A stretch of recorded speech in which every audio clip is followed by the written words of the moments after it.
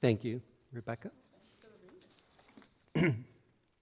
So you've just heard from Trudy, one of the 12 characters, all played by Lily Tomlin, in Jane Wagner's play In Search for Signs for Intelligent Life in the Universe.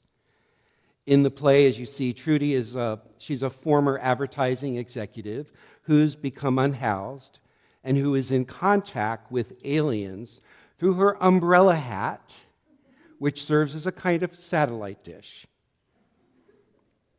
These extraterrestrials are trying to understand the human condition.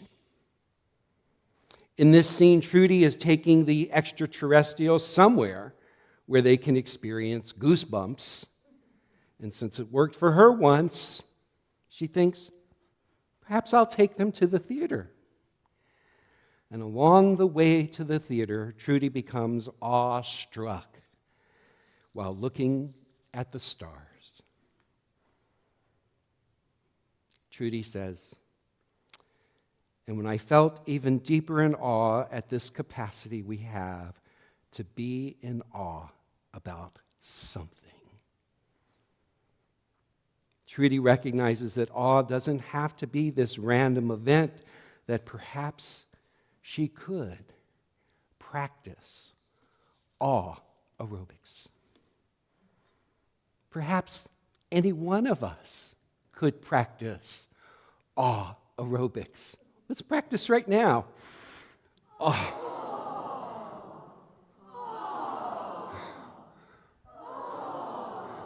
You are great at it. So, the capacity to experience awe is fundamental to our human experience. In fact, it may be more common than we think. When asked to track experiences of awe in everyday life, a majority of people say they have at least 2 or 3 experiences of awe a week. Although we might not talk about it that much, we do know that poets and visual artists, dancers and religious figures, writers, musicians often experience and also provoke in us feelings of awe. The experience of awe transcends cultures and time. The experience of awe may be fleeting, elusive, or evanescent. It often arrives in an unexpected way from almost anywhere. It can occur in ordinary, everyday spaces, on a regular walk, in a moment of watching a child play, or in merely waking up on a particular day and being amazed that there is something like wakefulness. Denise Levertov stated it this way: the mystery that there is anything at all, let alone cosmos, joy, memory, existing rather than void, that itself provokes a sense of awe when we're attuned to it. Awe can occur to us, obviously, in extraordinary moments as well, at the birth of a child or the death of a loved one, at the conclusion of a concert, or in the midst of a dance. Awe can happen at particular places, such as standing before a sunset or a waterfall, as happens to several of us this past week. And awe can also happen when seeing a bright, glorious, full moon that seemed to hold our unwavering attention just a little longer and subtly whisper to us about life's magnificence. How many of you saw that moon this week? Our experience of awe may occur in just a few transitory moments, and yet those moments could be moments that linger deep and long within us even after the experience dissipates. Awe finds expression in a reverent silence, an ecstatic dance, within resonating music or song, or even with a huddle with a loved one by a fireplace on a cold winter night. It can be described as eloquently as the scientist Albert Einstein did, who said it this way: the most beautiful experience we can have is the mysterious. It is the fundamental emotion which stands at the cradle of true art and science.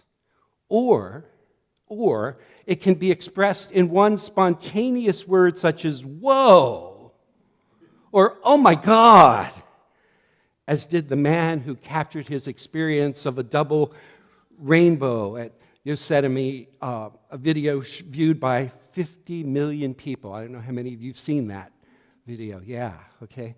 Teddy Roosevelt, from his particular lookout point in the valley nearby, observed it was like lying in a great solemn cathedral, far vaster and more beautiful than any built by the hand of a man, of humans.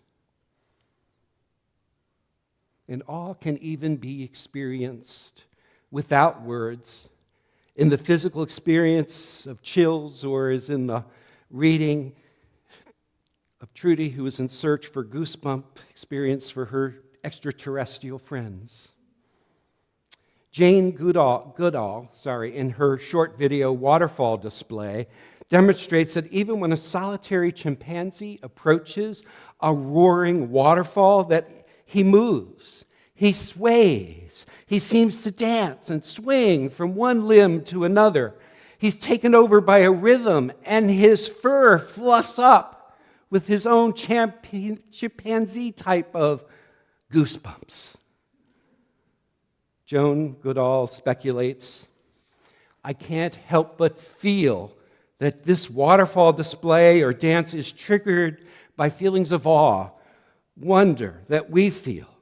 Why wouldn't they, the chimpanzees, also have feelings of some kind of spirituality, which is really being amazed at things outside of oneself?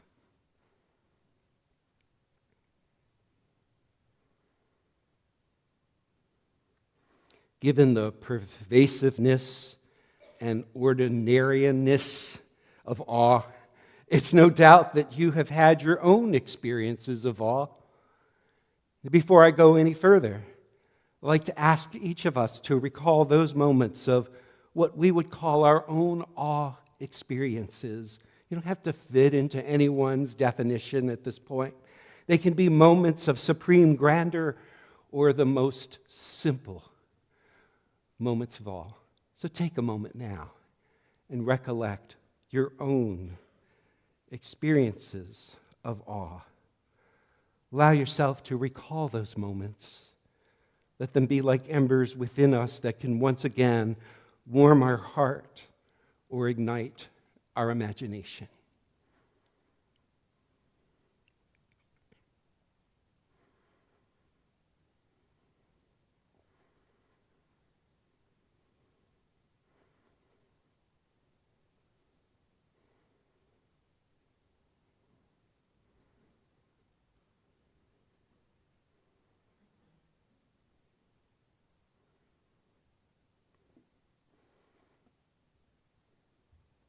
Notice as well what you may need to clear away in order to recover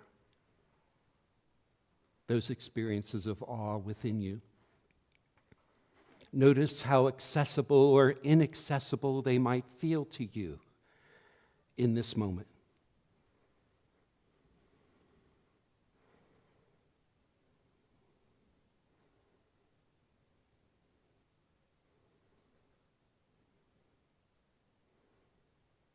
Whatever occurred to you in that moment is okay. This won't be the only time you can practice this recalling of moments of awe.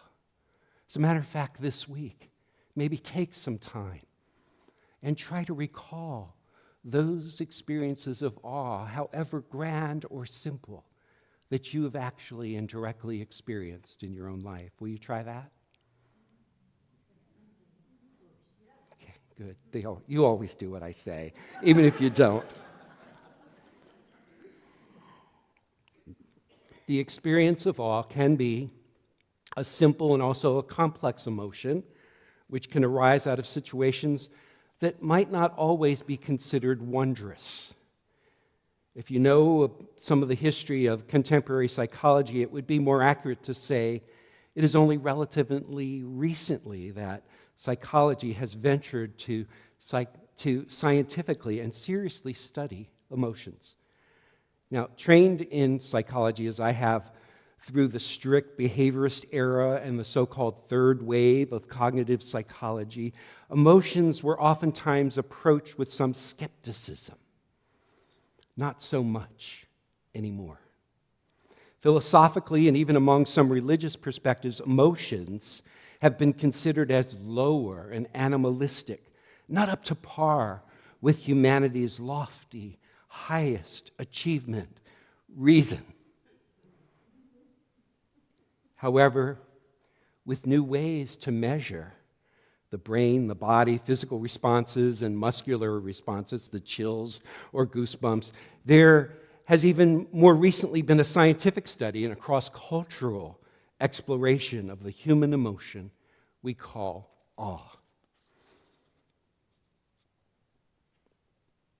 Dr.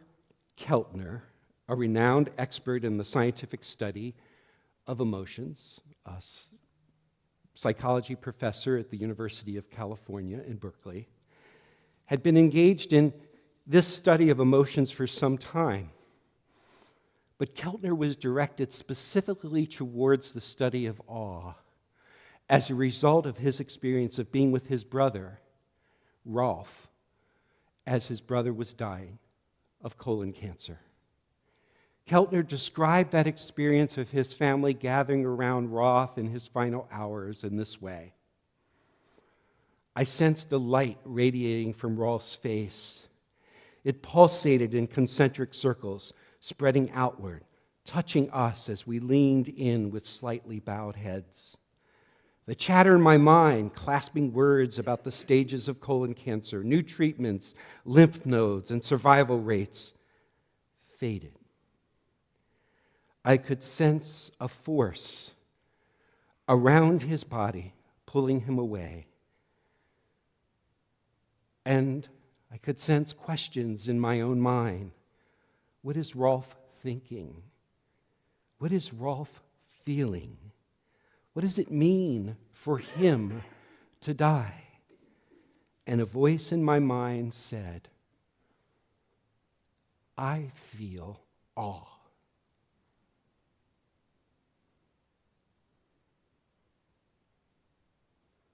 Upon further reflection after Rolf's passing, Keltner writes, I saw the wonders of the world through Rolf's eyes. With his passing, I felt awe-less.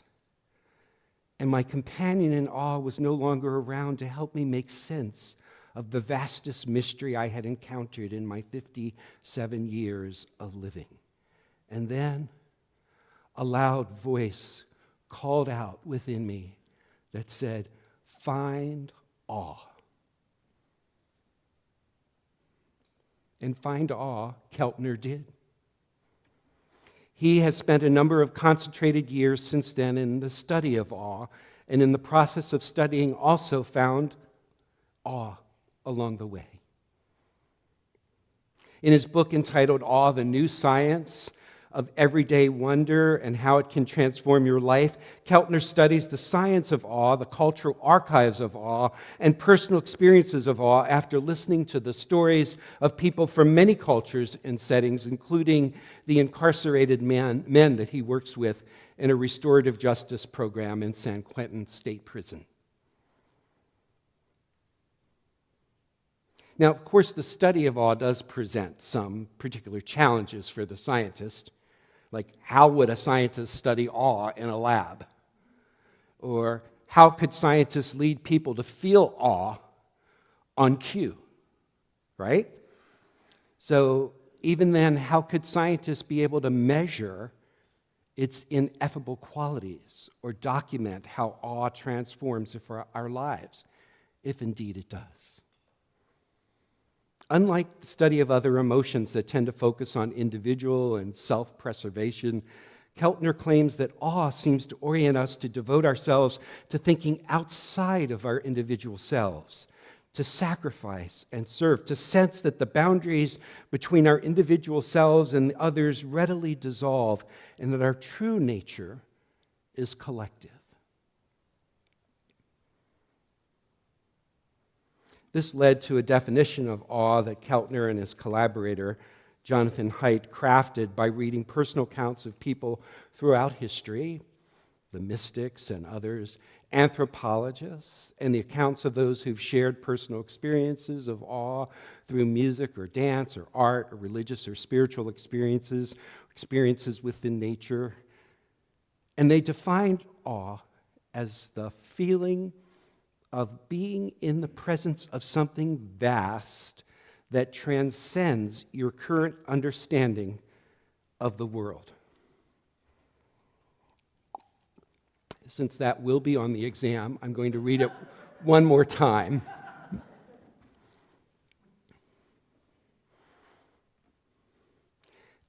Awe is the feeling of being in the presence of something vast that transcends your current understanding of the world. Now, at first, this may seem lofty, obscure, and rare. In fact, it's more commonplace than we think, I believe, when we allow ourselves to actually notice it. So how did they arrive at this understanding? Well, following the example of William James, a psychologist of an earlier century, in his classic work, The Varieties of Religious Experience, they decided to take an approach of gathering the stories of people. They asked people this question and deeply listened to the stories that they told. The question was this: what is an experience of awe that you have had when you encountered a vast mystery that transcends your understanding of the world?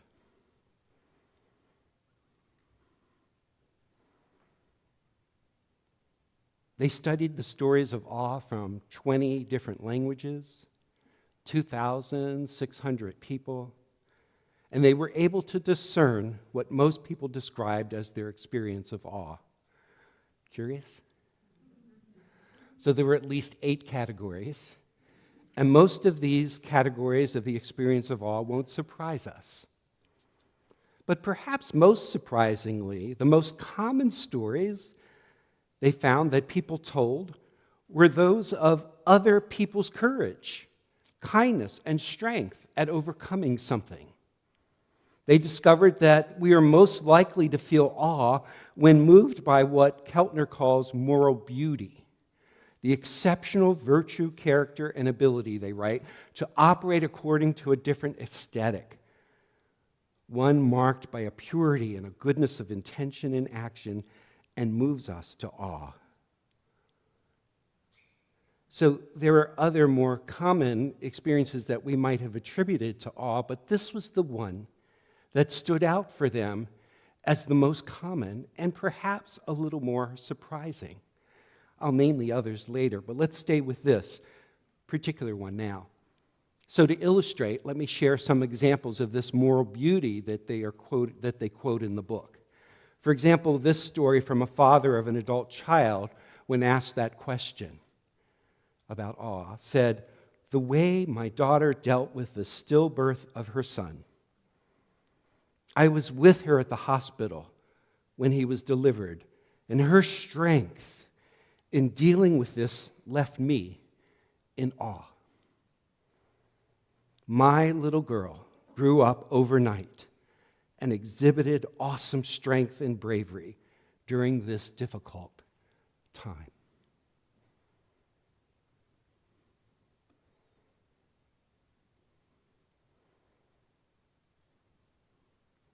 Can you see how awe could be a response to that experience?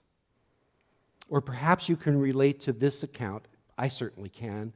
One person wrote this: "The first time I saw Schindler's List, the movie, The music and the performance of the main actor were insanely powerful, and the grim truth of human nature. All I wanted to do, and all I did the next few hours, was cry. Let me tell you how and why I can relate to this. When my spouse and I were dating, we had the bright idea to go see Schindler's List on New Year's Eve and then go out for a nice dinner.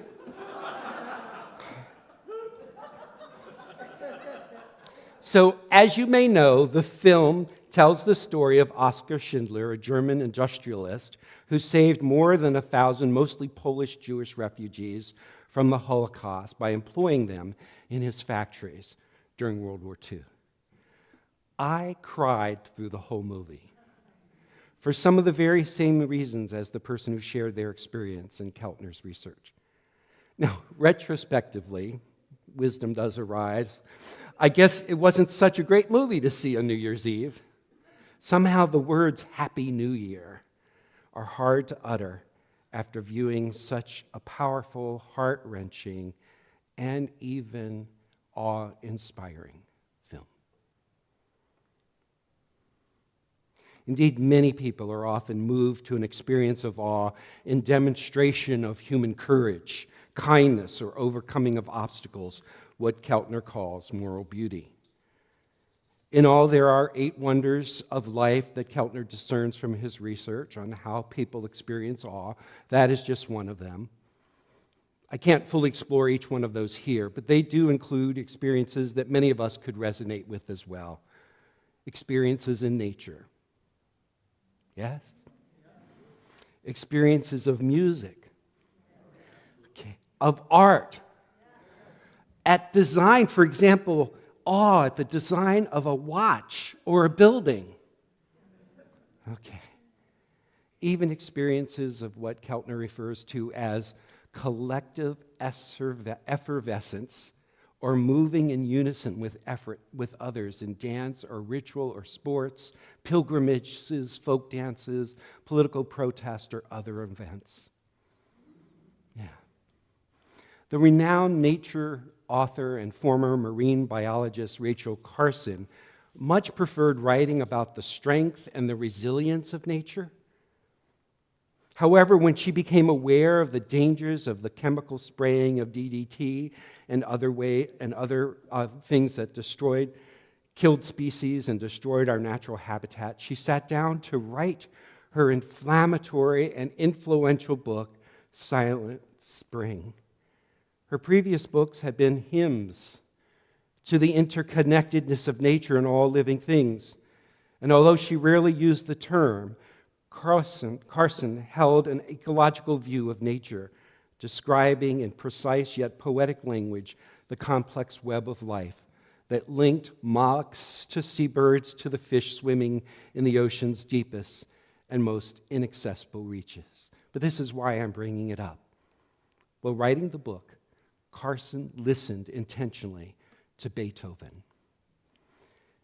She wrote, listening to Beethoven, the mood, because I suppose more creative and rather suddenly I understood what the anthology should be, the story that it should tell, the deep significance it might have.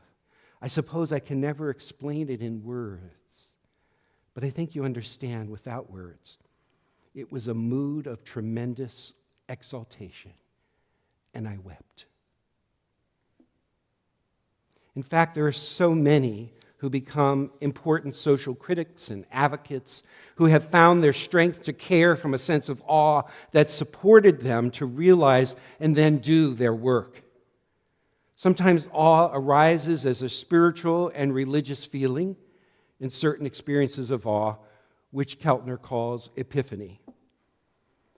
One such epiphany happened to the 19th century Unitarian Margaret Fuller, who we've been studying in our class on taking a journey with the Transcendentalists this past week. So at the age of 21, Fuller had an experience of awe that began in the pews of a church. How interesting, huh? And then it continued outdoors, under what she called the sad clouds in a cold blue sky.